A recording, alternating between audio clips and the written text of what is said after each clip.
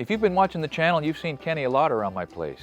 He's a good friend, and he's an inexhaustible source of knowledge about woodworking. As those of you know who've been watching, you've seen the video, The Friend That Revolutionized My Thinking. It's a tour of the inside of his house and his shop. You've seen his bench that I'm copying, maybe, and those of you who are new to the party haven't met this guy. I met him probably 15 or 16 years ago. It was about 5 years before he had his stroke. The stroke laid him low. It took his right arm, it took speech for a while, it took reading, it took the things that were the most important to him, but the story of how he's come back is frankly overwhelmingly inspiring. So you've seen or you will see evidence of the things that he's built inside the structures here at his property.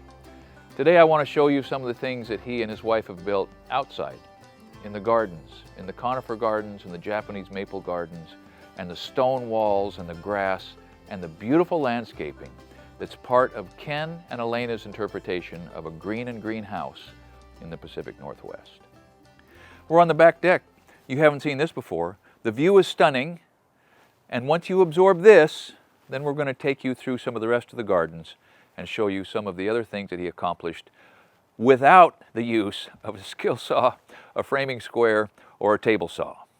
The tools for this part of his creativity were shovels and picks and water and pipes and an innate design sense of what to do with plants, not just with lumber. So once Kenny and Elena were in their house and designing and putting in their garden, and by the way, there's about 1.5 acres of garden here, they realized that there was very little grass in their ridgetop location, covered with all of the conifers, so many different cultivars of conifers, and Japanese maples, which by the way are in their glory here in the 3rd week of October. How beautiful it is.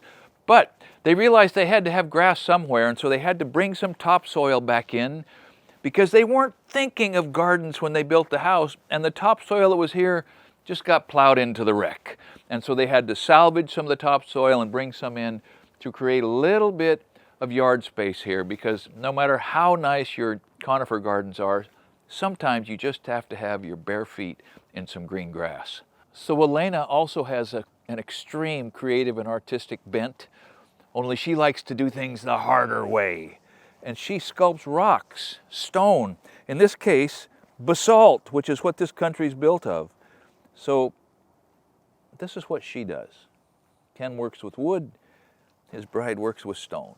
So most of the broadleaf or deciduous trees that you see here in his conifer garden are some cultivar or variation of a Japanese maple, but not this one.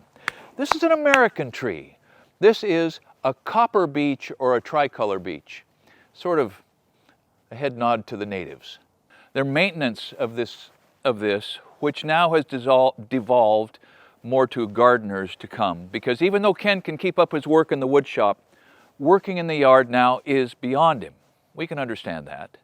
But everything about this, from the little bonsai trees up on the deck to this torolusa, I think is what the plaque says, that's been pruned into this shape, that elegant shape, to all of the rocks that you see, which by the way were found or purchased and procured and brought home, Ken and Elena and their 3 sons.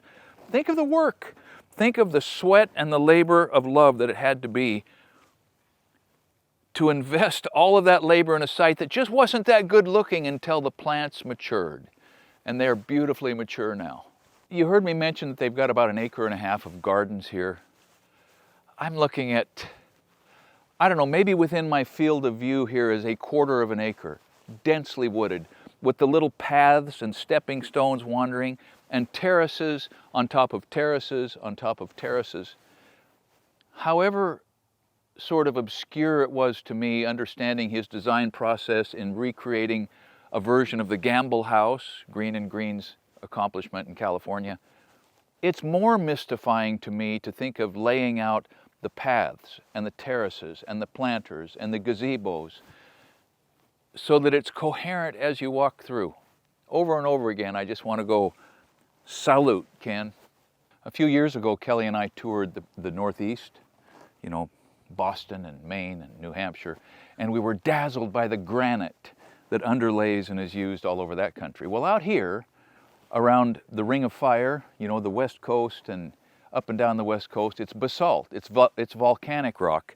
And sometimes, and I can't tell you exactly why, but if you know, please put it in the comments, basalt forms in columns, columnar basalt, basalt posts, it's called around here, and you'll see them used all over to great effect, you know, in these gardens. They sometimes were used for foundations and paving, because you can imagine that if these five-sided shapes were nested together like this and buried in the ground, it would take a lot of traffic on the top to make any kind of an impression. So basalt posts are an interesting thing that happens occasionally around here. So Green and Green, the people who inspired Ken in his design and his execution, were big on Asian motifs. And so this little pagoda-looking gazebo, classiest one anywhere.